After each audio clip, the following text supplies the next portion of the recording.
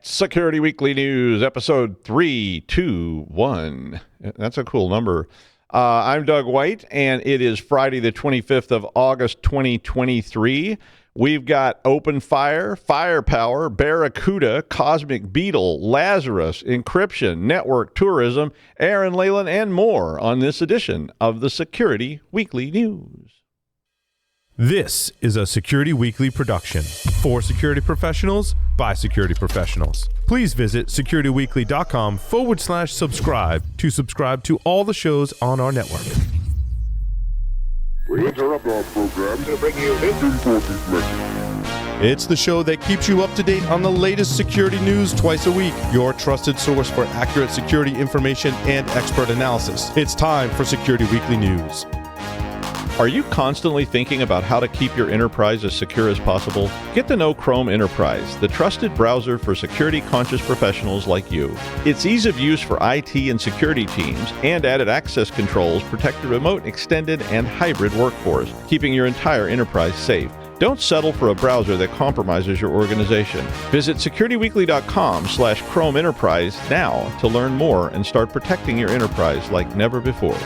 Why does multi-factor authentication have to be a pain for users? It doesn't. Beyond Identity is the most secure MFA on the market and the easiest to use. They ensure that every authentication is multi-factor by default, with phishing-resistant factors that secure access from the start. Beyond Identity safeguards organizations from breaches, data loss, and fraud by eliminating weak phishable authentication factors like OTP and SMS push codes. Go to securityweekly.com/Beyond Identity to get a free demo. That's securityweekly.com/Beyond Identity to get a free demo today. All right, it's the Security Weekly News, and I'm Doug White. Thanks to everybody who came up in Austin, Texas this week and said hi at the CISO event. It was great to see all the listeners and viewers even who came up at the various sessions and said that you were a listener or a viewer. So thanks for being there. All right. Openfire, which is a real-time collaboration server, if you haven't heard of it. I had actually heard of it. I'd not set it up, but I had heard of it. They said that their administrative console contains a path traversal vulnerability in the setup environment, which would allow unauthenticated attackers to access restricted pages in the admin console. Yeah. I mean, you know, that's always a bad thing to hear. But apparently the issue occurs since Openfire does not protect against non-standard URL encoding for UTF-16 characters. And UTF-16 is one of those weird things that if you're not familiar with it, it's an encoding that not many people use, but it's capable of supporting all of the 1,112,064 valid code points of Unicode.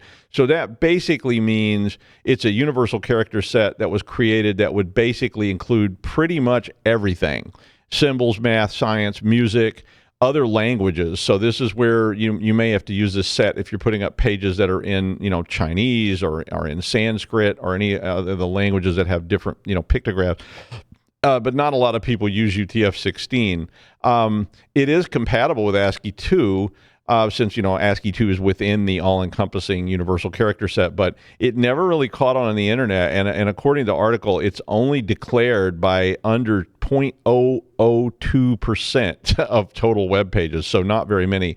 UTF-8, on the other hand, which is more common, is declared on about 98% of all web pages. So this is not a very common one, but it was being used, I guess, on the Openfire server administrative console page. So the Openfire server version 3.10, which came out in April of 2015, and every version since that until the patch of this came out in May 2023 does contain this vulnerability. So VulnCheck, and I know that you're saying, well, May, that doesn't seem very current.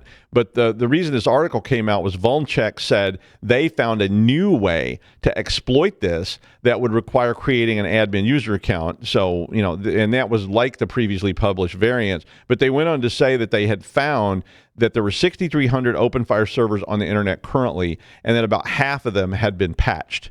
So, or they were so old they were no longer vulnerable, which is kind of a bad state to be in, because if you're that behind the updates, you're probably vulnerable to many other things. But it still means there's currently over 3,000 vulnerable servers sitting out there that could be exploited by this vulnerability. They said the vulnerability is being exploited in the wild, and it is being targeted by a known botnet. They did not name which one, and this was all on a VulnCheck post. So if you do have one of these, you probably should review it and make sure that you have it patched up very current, because if you are still running this, there's a pretty nasty vulnerability sitting there. Same light, Cisco announced patches for 6 vulnerabilities, which included 3 high-severity bugs in NXOS and FXOS, with those applied to the Firepower 4100 and Firepower 9300 appliances, also the UCS 6300 series. The worst of the flaws was described as an improper handling of specific SNMP requests. Anytime I see SNMP, I cringe. But specific SNMP requests, the unauthenticated remote attacker, there it is again, is able to send crafted SNMP requests to the device and cause it to reload repeatedly. So this is just going to be literally an SNMP string that causes your device to reboot. So essentially, it's a denial of service or general annoyance, however you want to categorize those. The vulnerability does affect all SNMP versions on these devices. So regardless of where you're patched up to. A second high-severity flaw impacts the NXOS software for Nexus 3000 and Nexus 9000 series switches that are running in standalone NXOS mode, which I don't know if you're using that or not, but if you are. The flaw, this one is an insufficient input validation in the intermediate system to intermediate system protocol, which I don't know if you've heard of this or not. I mean, you probably have if you're a switching person, but it's called ISIS, or the unfortunate previous pronunciation of ISIS. I actually used to belong to a professional society that had to change its name because it was called ISIS. Yeah, and it wasn't the one you're thinking that I was probably a member of. But this particular vulnerability allows an unauthenticated attacker who is able to access layer 2 to send ISIS packets to the device, which causes the ISIS process to restart, which then causes the switch to reboot. Yeah, more denial of service. They did patch another high-severity vulnerability in the TACX Plus and Radius Auth software, which if you're using those, that's a very important thing to get patched up. That particular one can allow an unauthenticated local attacker to send a string at login that will cause a denial of service condition in those various things. So that one's in the Nexus series, the MDS 9000 series, and the Nexus 1000 Virtual Edge for VMware vSphere. So we've covered a lot of products there. And I know you weren't taking notes while you're driving or whatever, but you may want to grab that article if you're a Cisco shop and make sure you're patched up. That VMware vSphere one can only be exploited over Telnet or the console. And you laugh at that, and then you go out and do pen tests or audits, and you go, how many people had their consoles available? It's like I was able to plug into it down in a classroom or whatever, or they had Telnet still running. And I bet somebody out there is still running Telnet that not you though. It's a late night guilty pleasure. Like, some people eat shredded cheese in bed, and other people sneak down and log into old Telnet appliances just so they can feel the power of the good old days. Well, anyway, regardless, patch it and then eat some shredded cheese or something. I read that in an article the other day. People were eating shredded cheese like in the middle of the night, or I was like, okay, well, whatever makes you happy. Some of us are doing sleepwalking, sleep drinking, sleep whatever, and some people are eating shredded cheese. Barracuda customers who are still using the email security gateway, which is called ESG, should, listen to this, unplug the appliance immediately per guidance from the FBI in the United States. Back in May, a lot of these were hit with a zero-day attack that was attributed to an unknown threat group that Mandiant called UNC 4841.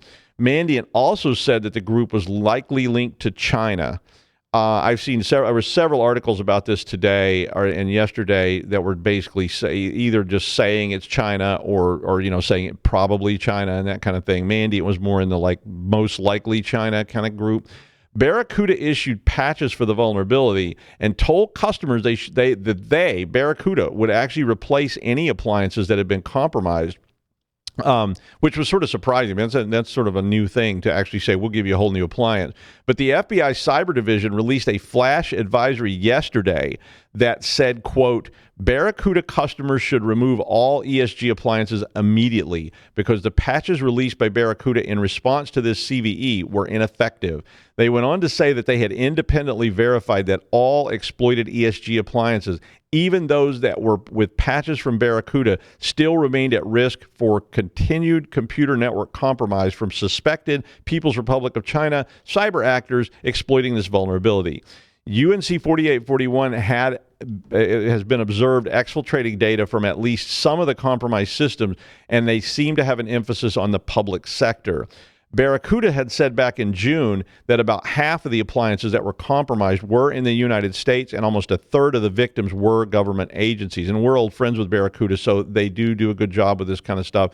And and so they are working on it. But the FBI said they continued to observe active intrusions and considered all affected Barracuda ESG appliances to be compromised and vulnerable to this exploit. Wow, I mean, that's a pretty big statement from the FBI. CISA published a third novel backdoor variant that was associated with this vulnerability earlier this month. So there's a lot of problems there. And basically what happens is the vulnerability allows the attacker to send an email which contains a malicious attachment to a target organization. Now, I know you've heard that before, but remember, this is the email security gateway appliance. So this thing is scanning these emails, and when the ESG device scans this email, not a person, but when the ESG appliance scans it, it initiates a connection to a domain or IP that's controlled by the attacker that allows them to establish a reverse shell. I mean, that's a big ouch. So I guess unplug it, if you have one. I mean, that may be literally one where you just take the cable and wrap it around the box and send it on its way. I've seen that people doing that on their firewalls before. I'm like, wow, that's a good move. But all right, CosmicBeetle. Great name. Band name called it. Were observed leveraging the Space Colon, also great name, the Space Colon toolset to distribute Scarab ransomware. I saw that, I was like, isn't Scarab really, really old? I think it's pretty old. And then I read on and I was like, oh yeah, these are older products that with Space Colon came out, I think, in May 2020, and Scarab goes all the way back into like 2017. So ESET said they have not seen a particular pattern in terms of the campaign that's going on, and that they had seen Space Colon at hospitals and a tourist resort in Thailand, an insurance company in Israel, a government institution in Poland, and so forth. But Desera then said, quote, ransomware groups previously focused on specific geographies or sectors capitalizing on regional vulnerabilities. But CosmicBeetle's widespread range is affecting entities from hospitals in Thailand to schools in Mexico, which signals a shift to a more opportunistic approach. Given the indiscriminate nature of these attacks, it's not a matter of if, but when a U.S. company will be targeted by this. So ESET went on and said that Space Colon often finds its way into the enterprise by the attackers compromising vulnerable web servers. Imagine that. Or, wait for it, brute forcing RDP credentials. Yeah, that old saw. But if it works, it works.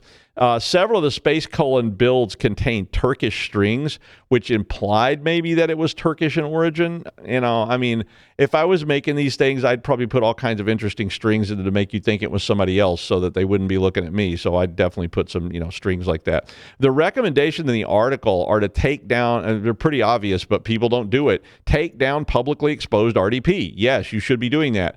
It's a good advice regardless, and of course, keep all your outward-facing things patched and monitored because, we find new bugs all the time. Tanium said that most of the victims had unpatched servers, common feature. Most of the people were walking around with large sums of cash in dark alleyways at night. Yeah, but you don't have any unpatched servers, do you? I hope not. Maybe. Lazarus, a North Korean-sponsored threat group that we've mentioned many, many times, was observed exploiting the ManageEngine service desk vulnerability to launch attacks on mid-sized internet backbone provider in the United Kingdom, and they also attacked multiple healthcare entities in Europe and the U.S. This report was from Cisco Talos, and they said this was the third documented campaign attributed to Lazarus in less than a year, and that they had used the same infrastructure in all these operations. So this is a good place to start thinking about blocking certain IPs and things. But Lazarus usually focuses on espionage, data theft, and monetary gains to support their operations in North Korea, which has lots of sanctions against it and has trouble raising money, except through these kind of activities. But this particular campaign leveraged a remote access Trojan to exploit a ManageEngine service desk vulnerability. So if you're using ManageEngine service desk, this started 5 days after the proof of concepts for this exploit were publicly disclosed. They were delivering, I guess, a lot of different versions of this stuff, but QuiteRat was the malware they were using back in February, but they had stopped using that one. Talos said that QuiteRat's like very similar to Magic Rat, which is an older one. But both of these can allow for remote arbitrary command execution, hence the rat part of the name. But they said a new third strain of the malware is now being used called Collection Rat, and that was being brought up in the 24th of August, which was yesterday, in Talos' blog post. This one uses Microsoft's MFC framework, which is a marked departure from the previous two implants. Qualys then said that the use of open source tooling in this approach may allow threat actors to avoid being profiled, and that the usage is being passed off as a rather unsophisticated one because it's, some open source use of MFC. But that means it's easier not to raise red flags early in the campaign and get it detected so they have more time to execute it. But this was their third big campaign in less than a year, so they're definitely out there looking for you. Talos also had a blog post last month that said they were seeing a worrisome increase in the rate of high sophistication attacks on network infrastructure. But this was a Krebs article. And in this article, they go on to say that many of these could be, I really like this article a lot. They said many of these could be stopped if more organizations started looking for the telltale signs of network tourism. Now, the article basically describes this like wading through a crowd of tourists while you're trying to go to work, and they're all standing everywhere pointing at the Empire State Building and taking pictures, and you just want to spray them all down with bear mace and get them off the sidewalk, and then maybe go on a bear mace rampage through the Lower East Side, and then climb the Brooklyn Bridge naked while singing the national anthem of Switzerland. Where was I? Anywho, this story said that you could, and it completely makes sense to me because I used to do this all the time, watch for this pointing-like behavior, like people typing stuff like show route or show ARP or show CDP, tourist stuff. I mean, stuff that, people start doing the minute they get away from their basic task and start exploring your network. And I used to always run scripts on my system, like cron jobs and things, that watched for those types of keystroke patterns that people were typing, because if they type sudo, and I'm translating this from an older system, but they type sudo or they type su when they're just some, freshman engineering student or a stat clerk or something, I wonder what they're up to. I mean, sudoers actually throws you a nice error message in a log if somebody types sudo. And the minute somebody types sudo that shouldn't have that kind of access, I'm going, okay, that's a person that's reading or they're trying something.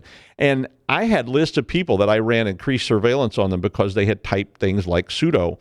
But this is a really interesting story on Krebs about this, and it makes a lot of sense since attackers are going to have to do certain things, unsophisticated things, the minute they land in your network. And you might be able to detect those attackers simply and early just by doing this. It's definitely worth a read, or at least think about it in context of your shop, because it really is possibly a better way to detect intruders.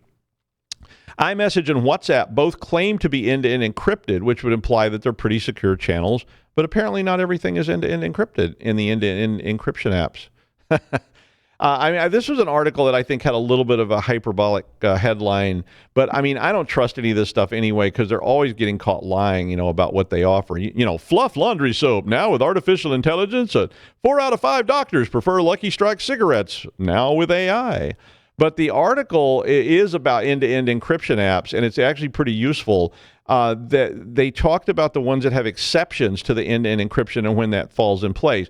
Now, the police hat is saying we ought to be able to ensure we can read these things in case terrorists are using them or traffickers are using them or whatever.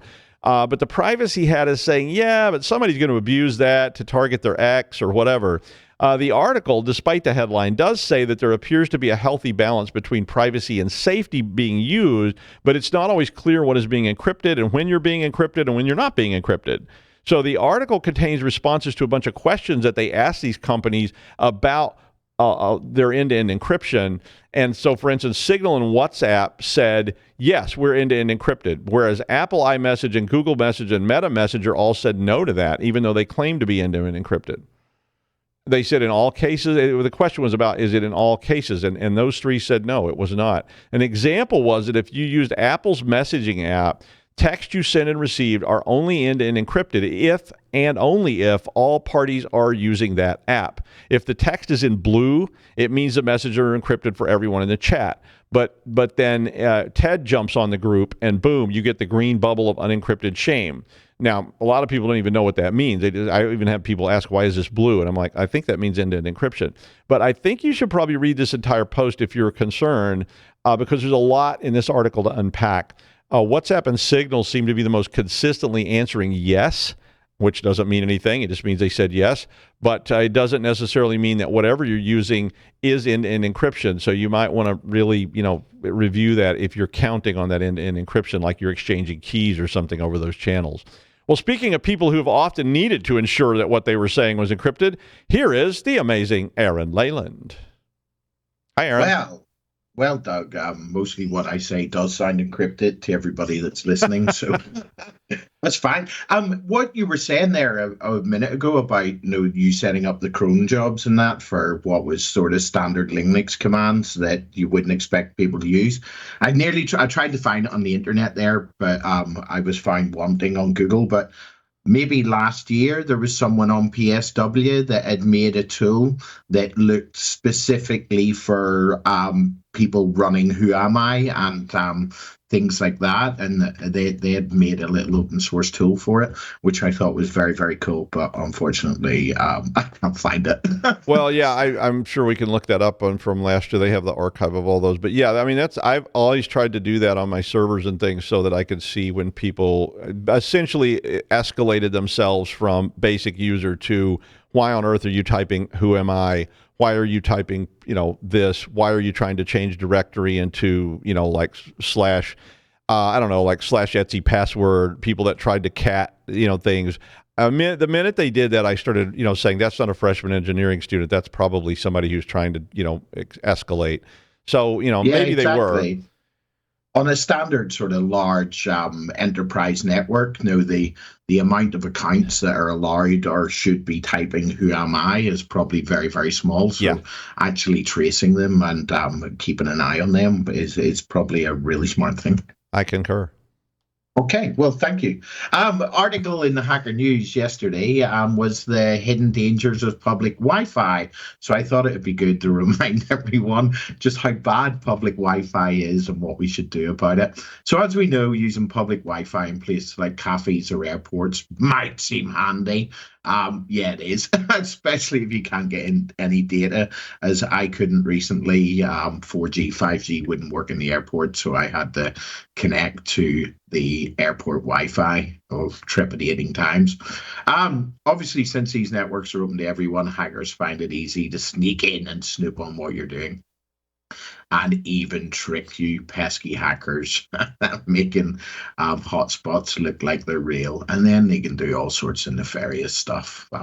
Drop some malware on you, steal your info, take over your device, rule the world, all that good stuff. So statistics. We love a statistic in cyber. I don't even know where they come from, but I love them too, and I'll never remember them. But according to Forbes Advisor, the majority of people, 56%, I don't know, of a poll of 99 people or something, connect to public Wi-Fi networks that don't require a password. And they say, and it's true, this convenience comes at a price. Because hackers steal stuff in that, don't they? So yeah, after you've logged on to your public Wi-Fi, nefarious public Wi-Fi, hopefully not your local Starbucks or whatever, but you have things like man-in-the-middle attacks, very famous.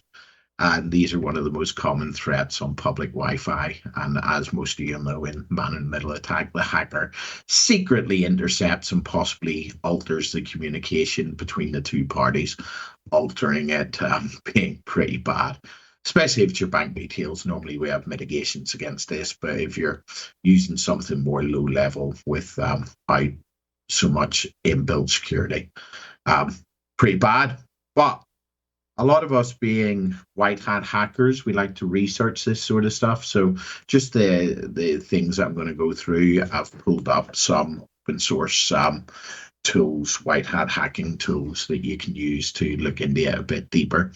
But a good one for man-in-the-middle attacks for research purposes is MITM proxy. Free and open source, very good. We also have eavesdropping, public Wi-Fi networks, especially those without encryption, like the good old modern standard of WPA2, allow hackers to listen to data being transmitted over the network. And tools like packet analyzers, which most of us will have used, can capture unencrypted traffic, making it easy for hackers to extract sensitive data. Most of us doing it in our Computer Science 101 classes. But if you want to do some research into this, have a look at Wireshark. Wireshark's just phenomenal.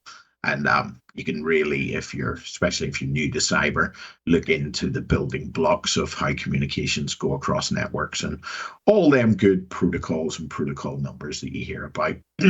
Rogue hotspots. If you go to DEF CON, just, I don't know, never connect to Wi-Fi because there's like, I don't know, the week before DEF CON, there's probably, I don't know, 10, 20, 30 Wi-Fi hotspots, and then you go to DEF CON and there's hundreds of them. But hackers set up fake Wi-Fi network, often with a similar name to look similar. So obviously something like coffee shop free Wi-Fi, and they'll stick an underscore in that. So they just sit neatly together, and it could be Starbucks Wi-Fi and more or less the exact same name. So you don't even know which is a good one and which is the bad one. But then unsuspecting users can then connect to this rogue hotspot and effectively the man in the middle. But if you wish to research that, you look at HOSTAPD. I don't know how to pronounce that, but that's another open source tool.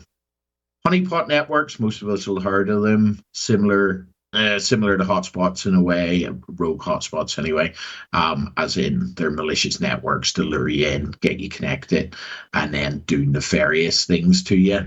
And there's absolutely tons of open source tools to look into honeypots, and they're so much fun. And I don't know why we just don't have more of it. And if I had more time, I'd just honeypot everything and just watch what comes knocking. But HoneyD, HONEYD, is a good starting point for this. Spoofing. In a spoofing attack, the hacker impersonates another device in the network, redirecting traffic through their device, and this allows them to capture and manipulate data. If you've done your Cyber 101, you've probably looked at EtherCap, ETTERCAP. It's a pretty cool tool. Session hijacking. Here the attacker hijacks a session between the client and server, maybe a logon session on a website, in unauthorized users access. Basically looking into this, DSNIF is an interesting tool for your education there. Malware distribution. If you're connecting to public Wi-Fi and it's nefarious, there's a good chance they might want to pwn you. If you want to have a look at the white hat reasons for doing this for research purposes to make you a better hacker, obviously Hacker 101, have a look at Metasploit, which does not make you a hacker. Maybe. Okay, login page phishing. Some public Wi-Fi networks redirect users to log in their terms, and we can have a look at social fish. It's on Kali Linux, as most of the tools are, and there's absolutely tons of phishing credential types tools that are just phenomenal. It's like we just pick them up and run with them. But protection measures, I like a protection measure, and to safeguard against threats.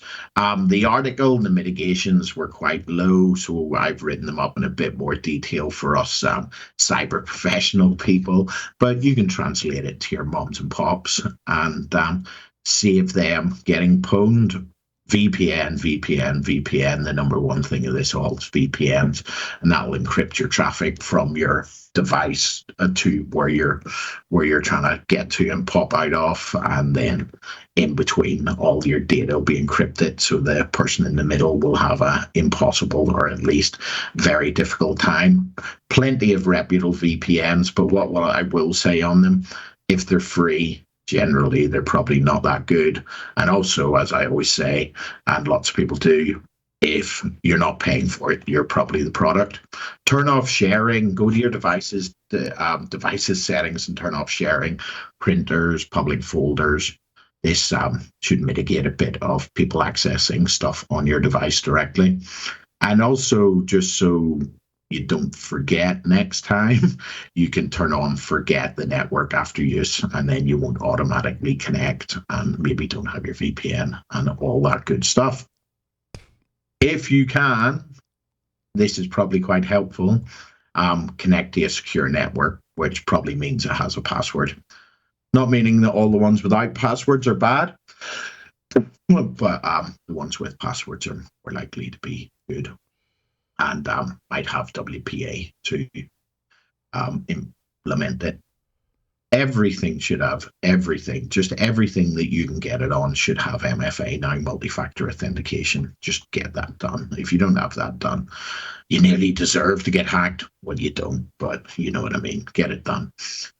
Sure, your device software is updated. God, get this done. Doug talked about it before. The amount of servers sitting on the internet that you can just run a scan on, fine and prone, is just absolutely ridiculous. And always use HTTPS. I'd have thought I wouldn't need to talk about this anymore, but I was looking at a website the other day, and it was for a music festival, and they actually had a HTTP website, which you'll struggle to get on that with most browsers these days with them blocking it. But what I was using, I was actually able to get on it. Update your antivirus and firewall. Think about getting a really cool firewall. Them purple wallas or whatever it is I talk about now and again, they're really cool. If you do have to use public Wi-Fi, just mitigate it by don't access sensitive data. Maybe don't connect to your bank and that unless you really have to, and totally be aware of being man-in-the-middled. It's a really, really bad thing. If you do have to use them, if you're smart enough, you can monitor your device for strange behavior, but unexpected pop-ups, slow performance, just generally my laptop. And this is a good one. I'll finish on this one. If you go to places like China, North Korea, Iran, or anywhere else that comes up in the Hacker News like all the time, just use a completely separate device. Don't even take your primary device with you. Use a second one. Okay, so go forth and VPN if nothing else. I'm back to Dr. Doug in the studio, who one day I hope will teach me all about this hacker stuff. Thank you, Aaron. I completely agree. And I guess my comment about that whole story was, don't forget that a lot of your users in your enterprise are bringing their own devices to work and are taking your corporate devices home. So make sure they understand where they can get infected, like, say, going to China and that kind of thing. All right. And finally, this is a science story, but I couldn't resist it. It's like, yay for science. And India, yay, India. So the Russian moon project crashed earlier this week because Putin heard that the probe was plotting against him, but too soon. But India's Chandrayaan-3 mission and the Vikram lander actually put down without incident. The Vikram's got a seismic activity measurement tool, a thermal conductivity and temperature experiment, and other experiments to be conducted on the lunar surface. Japan was apparently trying to beat India to the moon, and the Russians were all involved in this as well. But Japan was in it, but their project got delayed, but apparently is shortly going to be on its way as well, and will reach the moon, after Chandrayaan-3. India became the fourth nation to land on the moon ever, following the United States from a long time ago, the Soviets a long time ago, and more recent Chinese missions in the past. The Vikram lander is near the South Pole. So this is a new place on the moon that nobody had been before. and they're looking primarily to see if there's water ice there, which everybody suspects that there is. So congratulations, India. But that's the news. Thanks, Aaron. We'll see you next week on the Security Weekly News.